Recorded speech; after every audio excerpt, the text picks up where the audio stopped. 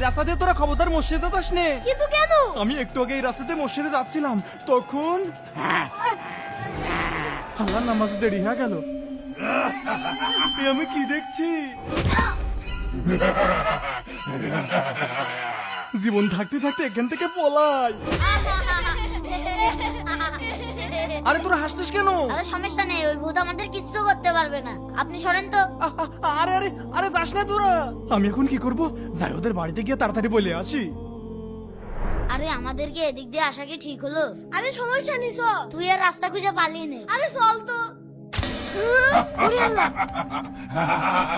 তুমি কি সেই ভূত? কেটে পেয়েছি, তুই আমাকে দেখে ভয় পাচ্ছিস না কেন? ভয় পাবো কেন? সাহস থাকলে আমাদের গায়ে হাত দিয়ে দেখা। আচ্ছা এই দেখ,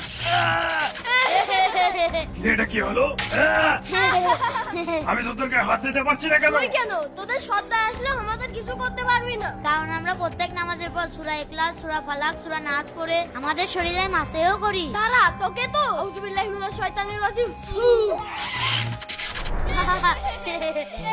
চল চল।